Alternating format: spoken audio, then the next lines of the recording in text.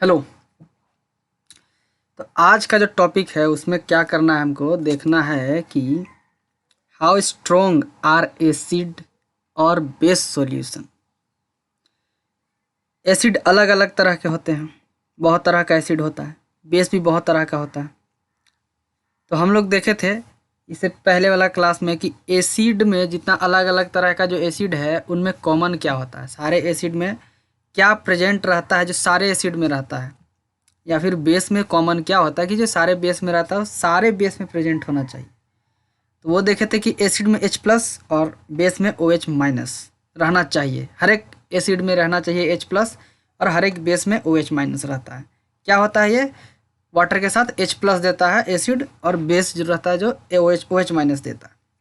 अब सवाल ये है कि बहुत तरह का जो एसिड्स है, बहुत तरह का, तो उसमें से जो एसिड है सबसे ज़्यादा स्ट्रॉन्ग एसिड कौन सा है और सबसे कम वीक, सबसे ज़्यादा स्ट्रॉन्ग और सबसे वीक एसिड कौन सा है, कौन सा एसिड न ज़्यादा स्ट्रॉन्ग न ज़्यादा वीक है, कौन सा बेस सबसे ज़्यादा स्ट्रॉन्ग है, कौन सा बेस सबसे वीक है, ये कैसे कंपेयर करेंगे, ये देखना है अभी इसमें। तो हम लोग क्या करते थे कि एसिड्स और बेस को पहचानने के लिए हम लोग इंडिकेटर का इस्तेमाल करते थे, यूज करते थे कि इंडिकेटर डालते थे, इंडिकेटर में हम एसिड बेस को या फिर एसिड बेस में इंडिकेटर को डालते थे तो पता चलता था कि ये बेस है या फिर ये एसिड है, उससे कलर चेंज के हिसाब से। ठीक है, अब ये कैसे हम करेंगे कि किसमें पता चलेगा स्ट्रॉन्ग एसिड होने का मतलब क्या है। स्ट्रॉन्ग एसिड कहने का मतलब हाईली कंसनट्रेटेड एसिड होना चाहिए। हाईली कंसनट्रेटेड एसिड कौन सा होता है, जिसमें number of H plus ion सबसे ज़्यादा होता है। हम क्या करते हैं कि एसिड में जब हम पानी को मिलाते हैं, वाटर को डालते हैं, तो क्या होता है कि डाइल्यूट होता है, कंसंट्रेशन कम होता है। मतलब क्या होता है कि H प्लस आयन जो है पर यूनिट वॉल्यूम में हम कम होता है। ठीक है, उसी तरह से OH माइनस केस में भी है, बेस के केस में।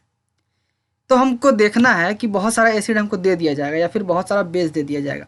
अगर पूछा जाएगा हमसे कि बताओ इसमें से कौन सा ज़्यादा क्या बोलते हैं स्ट्रॉन्ग है और कौन सा वीक है, ये पता करने के लिए हमको क्या करना होगा। तो इसीलिए क्या बनाया गया, यूनिवर्सल इंडिकेटर बनाया गया। ठीक है, यूनिवर्सल इंडिकेटर में क्या होता है कि बहुत सारा इंडिकेटर का मिक्सचर होता है। अब वो क्या करता है, वो क्वांटिटी बताता है। क्या बताता है, क्वांटिटी के हिसाब से बताता है। मतलब जैसे कि हम अगर बहुत सारा डिफरेंट डिफरेंट एसिड्स को डालें तो उसका कलर अलग अलग आएगा। एसिड्स में अब कलर अलग अलग कलर आने लगेगा। ठीक है, पहले तो हम जांच करते थे एसिड या बेस का, जब जांच करते थे तो क्या होता था कि एक ही कलर आता था, सारा एसिड का एक कलर, सारा बेस का एक कलर। अब हम क्या किए हैं, बहुत सारे इंडिकेटर को मिक्स कर दिए हैं। अब उसको उसमें अलग अलग एसिड डाल रहे हैं, डिफरेंट डिफरेंट एसिड्स को डाल करके चेक कर रहे हैं, तो सारे एसिड्स के लिए कलर अलग अलग आ रहे हैं। ठीक है, तो इसी से हम लोग पता करते हैं कि कौन सा एसिड हाईली कंसंट्रेटेड है और कौन सा एसिड बहुत कम कंसंट्रेटेड है, या फिर कौन सा बेस ज़्यादा कंसंट्रेटेड है, कौन सा बेस कम कंसंट्रेटेड है, मतलब वीक है।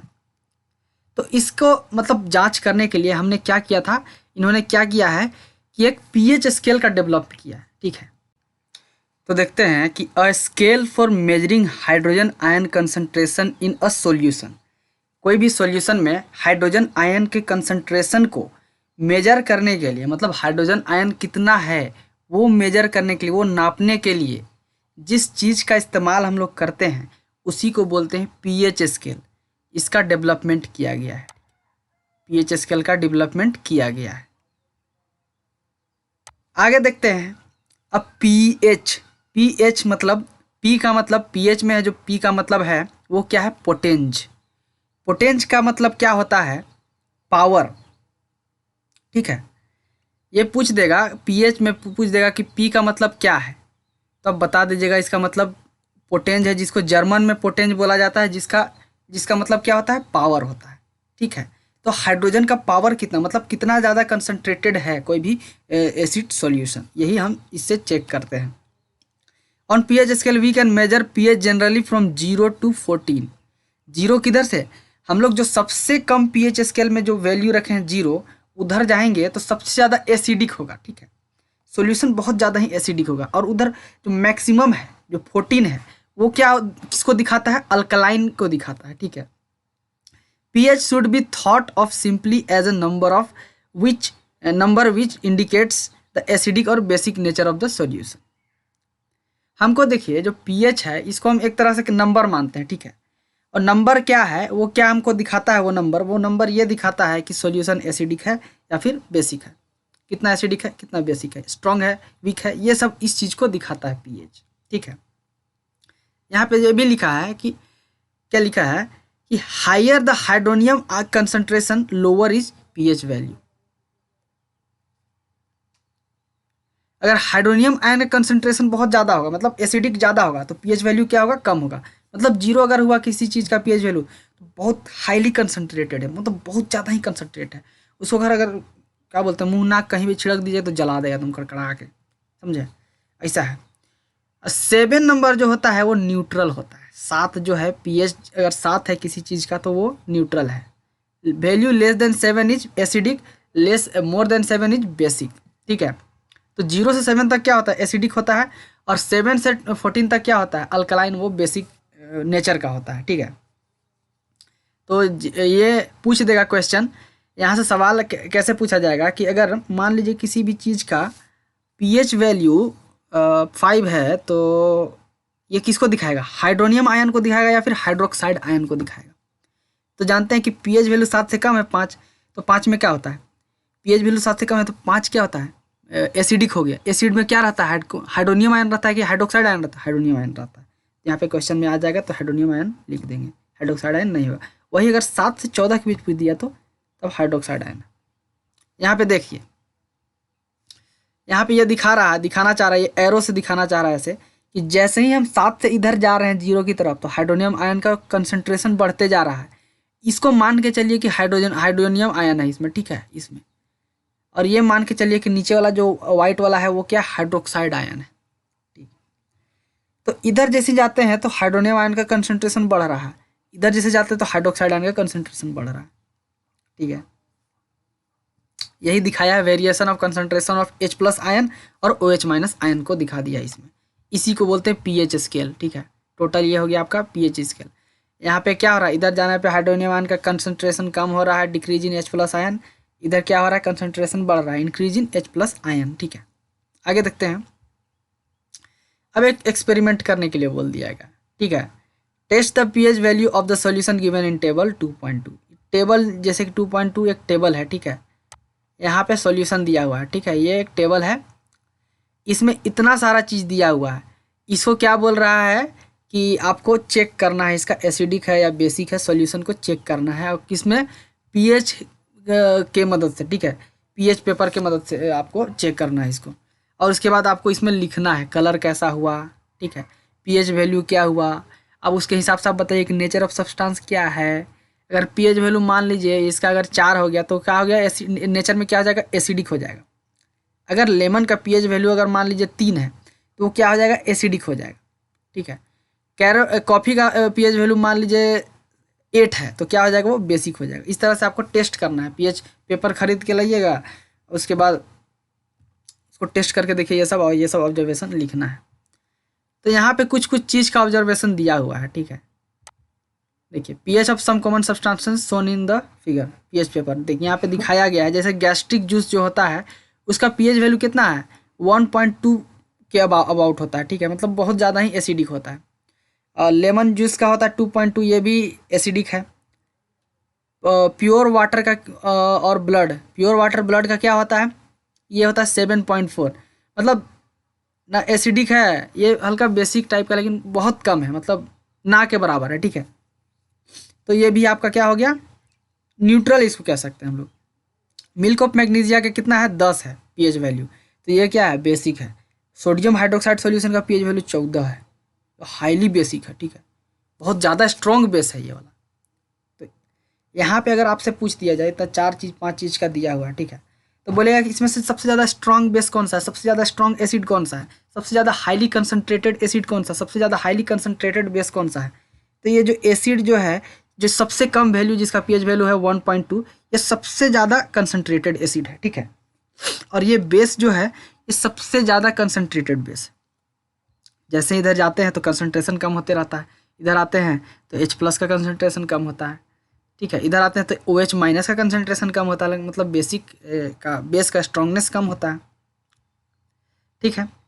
The strength of acids and bases depend on the number of H+ ion and OH- ion. ये हम लोग जानते हैं कि कोई भी एसिड कितना स्ट्रांग है कितना वीक है वो किस पे डिपेंड करता है। एसिड के लिए H+ आयन का काउंटिंग डिपेंड करता है। बेस के लिए क्या OH- आयन का मैक्सिमम OH- आयन जिसमें रहेगा वो ज़्यादा ही स्ट्रॉन्ग बेस होगा। If you take hydrochloric acid and acetic acid of same concentration, say 1 molar, then these produce different amounts of hydrogen ions. Acid that give rise to H+ ion are said to be strong acid. देखिए यहाँ पे क्या हुआ है कि strong मतलब कहने का मतलब क्या हुआ कि जैसे कि हम सेम अमाउंट ऑफ क्या लिए, हाइड्रोक्लोरिक एसिड लिए और कौन सा एसिड लिए, एसिटिक एसिड लिए। दोनों का अमाउंट सेम था, कंसनट्रेशन सेम था, ठीक है। तो दोनों हम सेम अमाउंट का लिए, मतलब मान लीजिए 1 ग्राम लिए, ठीक है, हाइड्रोक्लोरिक एसिड, और 1 ग्राम लिए हम सल्फ्यूरिक एसिड, कौन सा एसिड था, एसिटिक एसिड को ले लिए। अब देखना है इसमें कि कौन सा एसिड में हाइड्रोजन का संख्या ज़्यादा है, number of hydrogen are more.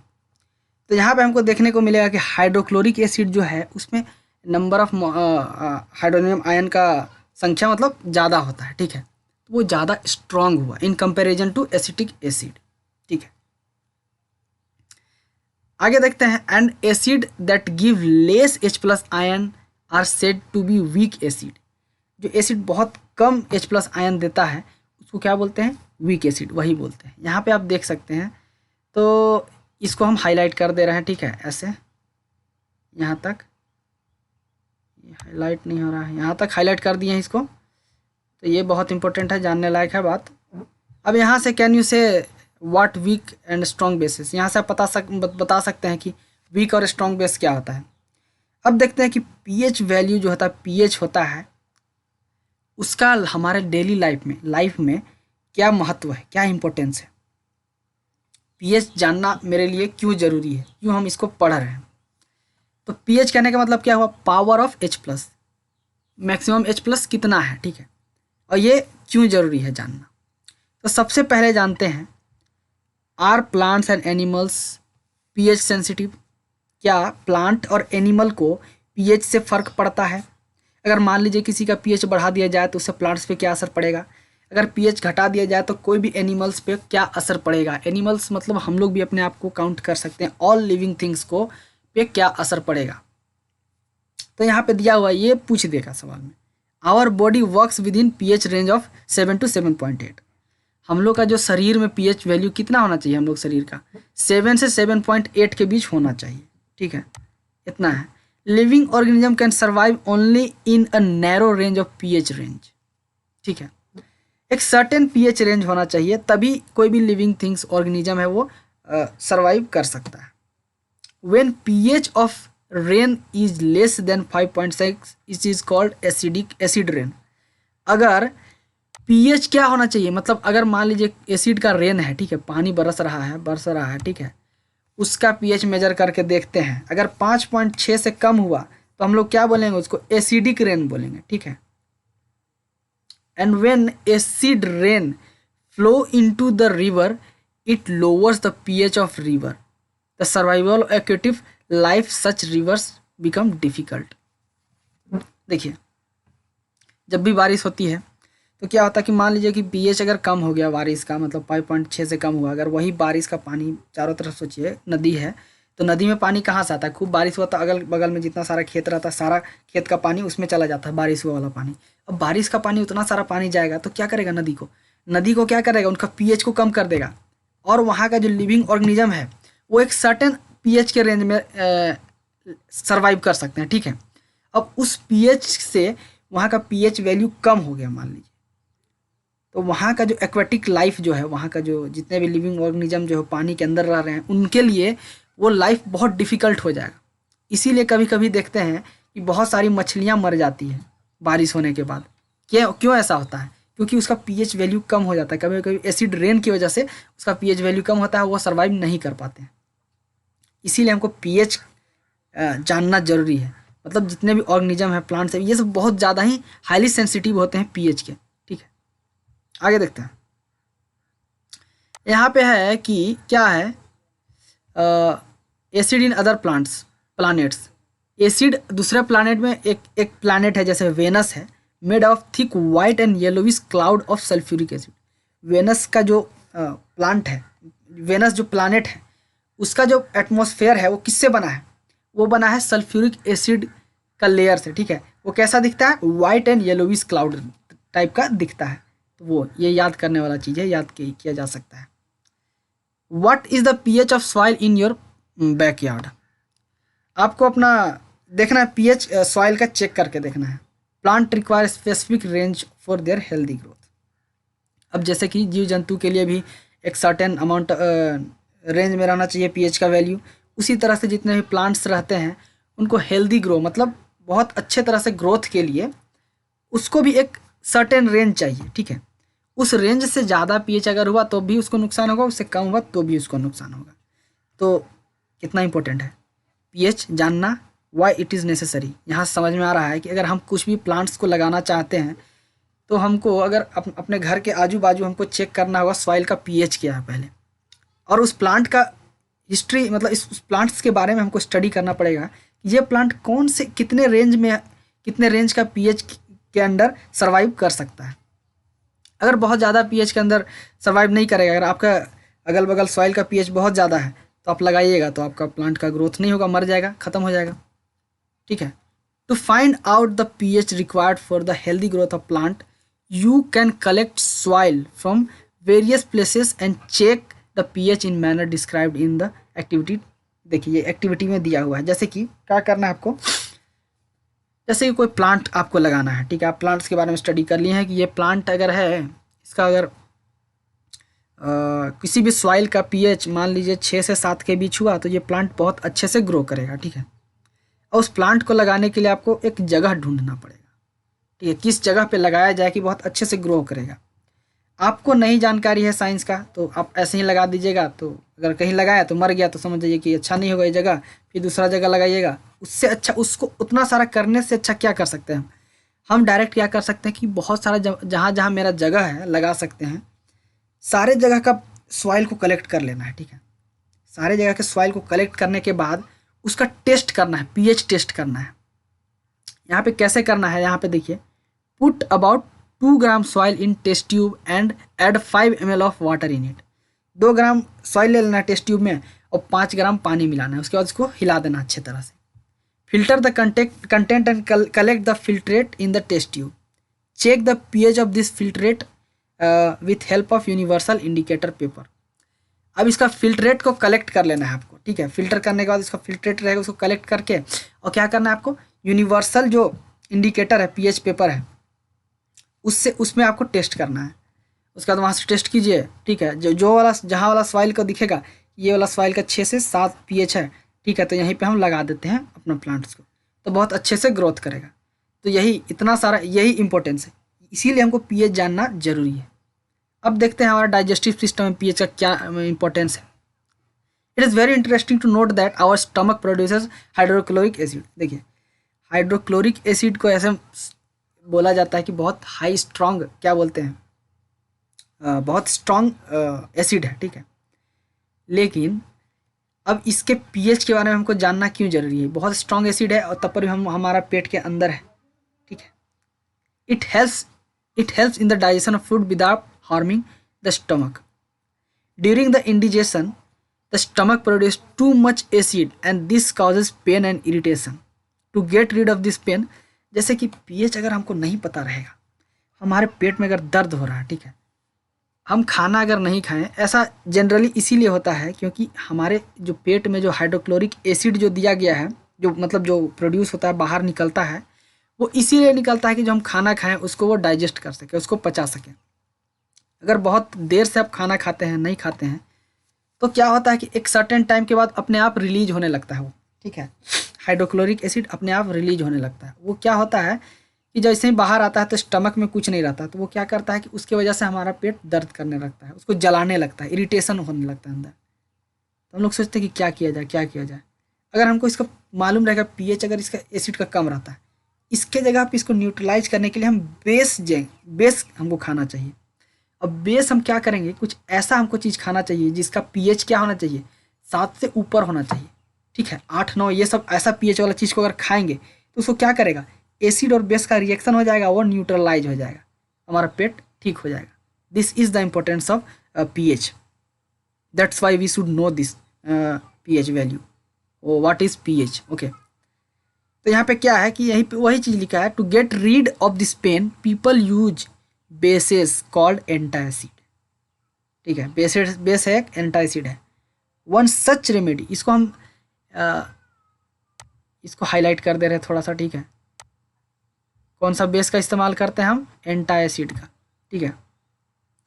One such remedy must have been suggested by you at the beginning of this chapter, मतलब आप हाँ चैप्टर पढ़ने जब शुरू में है तो उसमें बताया गया होगा कि एंटासिड को हम जब भी हाईली एसिडिक हो जाता है, एसिडिक का पेट दर्द करता है तो हम क्या खाते हैं, एंटासिड खाते हैं।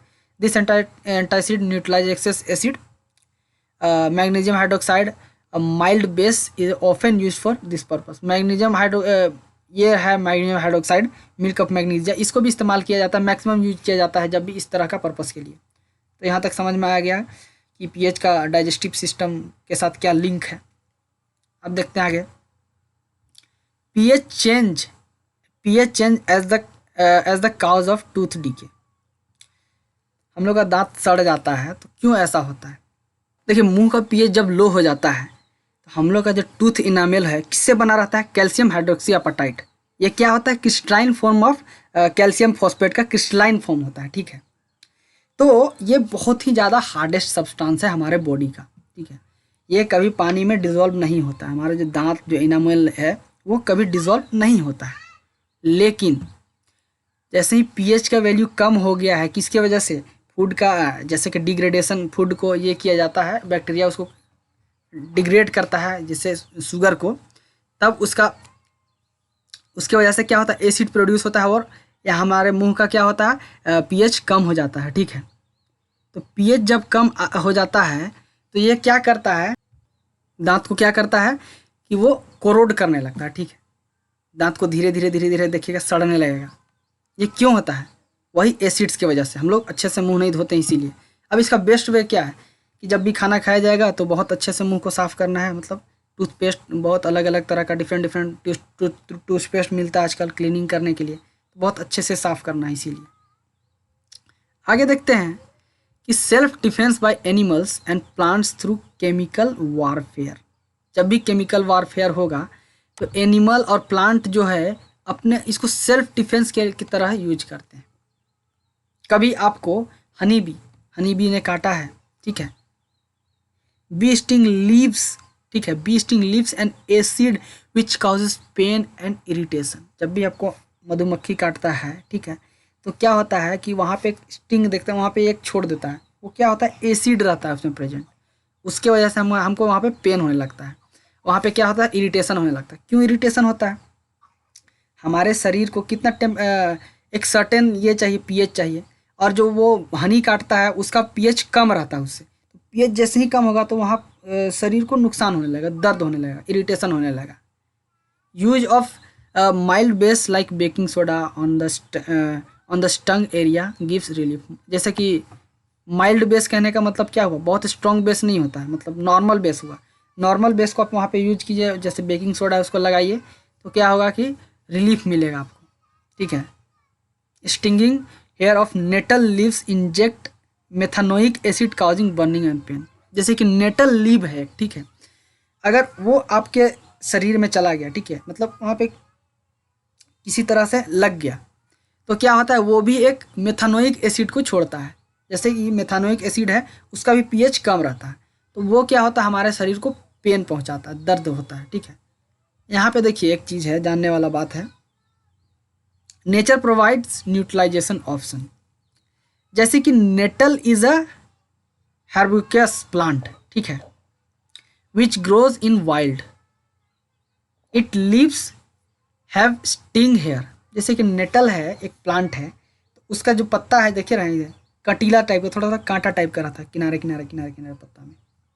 अब वो क्या करता है कि उसके वजह से अगर हमको हमारे शरीर में लग गया तो एसिडिक होता है और वो हमारे शरीर को दर्द पहुंचाता है, पेन पहुंचाता है, एक्सीडेंटली अगर हम टच कर दिए तो। This is due to methanoic acid. इसमें क्या प्रेजेंट रहता है?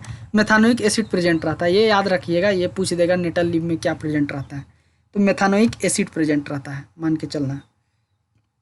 Additional remedy of rubbing the area with the leaf of dog plant. अब मान लीजिए कि गलती से इसको टच कर दिए तो यहाँ पे दर्द करने लगा, तो उसके जगह पे क्या इस्तेमाल करें? डॉग प्लांट को पत्ता जो है तो उसके साथ उसको रब कीजिए, ठीक है। उसको रब करने से क्या होता है? डॉग प्लांट का पत्ता में क्या होता है? वो बेसिक होता है। उसको रब करने से क्या होगा? वहाँ उसको न्यूट्रलाइज करेगा और हमको रिलीफ मिलेगा। ये कहाँ पे ग्रो करता है? इधर ही बिसाइड उसी के नेटल के मतलब इन द वाइल्ड, अलग अगल बगल में। Can you guess the nature of dog plant, पूछ रहा है। अब भाई ई एसिडिक था, देखिए ये वाला एसिडिक था, अब उसको रगड़ने से, ठीक है, डॉग प्लांट का पत्ता रगड़ने से वो न्यूट्रल हो गया, तो क्या होगा? बेस होगा। पूछ दिया question. So next time you know what to look out for if you accidentally touch nettle plant while trekking, ठीक है। अब यहाँ से पता चल गया कि गलती से भी आपको अगर नेटल का जो पत्ता से टच हो जाइएगा तो आपको नुकसान पहुँचाएगा। उसके जगह पे क्या यूज करना पड़ेगा? डॉग प्लांट का पत्ता। Are you aware of any other effective traditional remedy for such thing stings? तो पूछ रहा है कि अगर आपको और कुछ पता होगा ऐसा तो बता दीजिएगा। आगे देखते हैं। सम नेचुरली ऑकरिंग एसिड्स, जैसे कि नेचर से हमको कुछ कुछ एसिड मिलता है। वो क्या क्या एसिड है? नेचुरल सोर्स, मतलब कहाँ कहाँ से मिलता है वो है एसिड है। कौन कौन सा acid?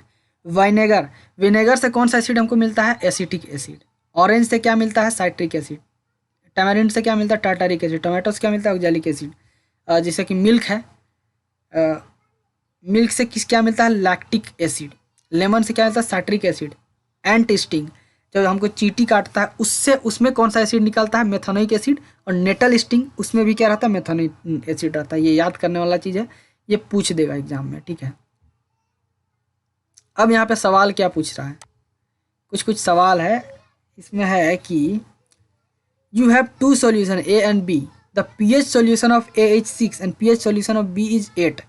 Which solution has more hydrogen ions concentration? Which of this is acidic and which one is basic?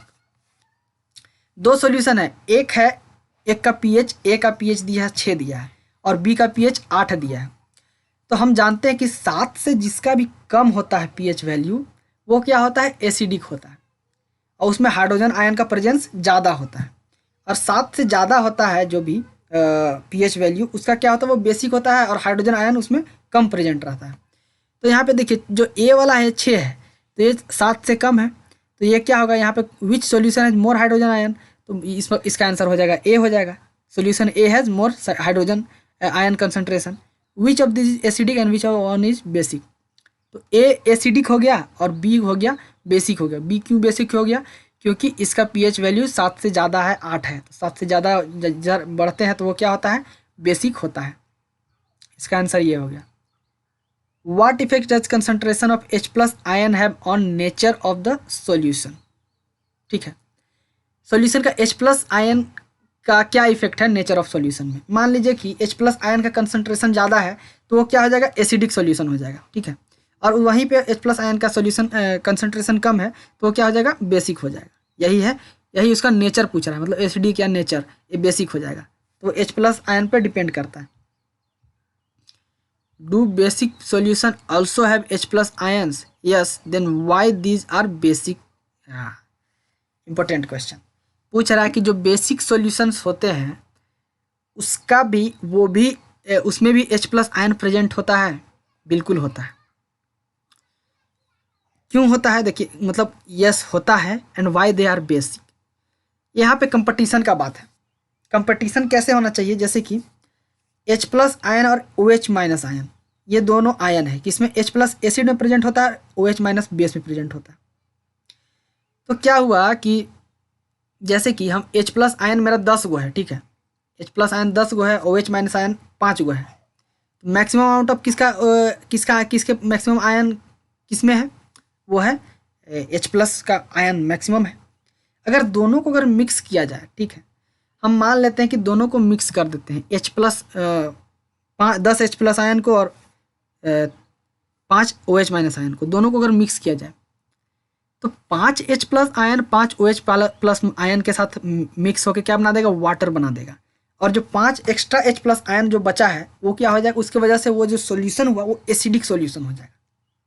उसी तरह से बेसिक में भी होता है, हाइड्रोजन आयन का बहुत कम प्रेजेंट होता है, जबकि H+ आयन OH- आयन बहुत ज़्यादा होता है, जिसके वजह से जितना मान लीजिए कि अगर H+ आयन 5 प्रेजेंट है और हाइड्रोक्साइड आयन 20 प्रेजेंट है, तो 5 हाइड्रोक्साइड आयन के साथ ये न्यूट्रलाइजेशन रिएक्शन कर लेगा, लेकिन 15 जो OH- आयन बचा है उसके वो तो बेसिक कैरेक्टर शो करेगा, इसीलिए बेसिक कैरेक्टर शो करता है, इसीलिए उसको हम लोग बेस बोलते हैं।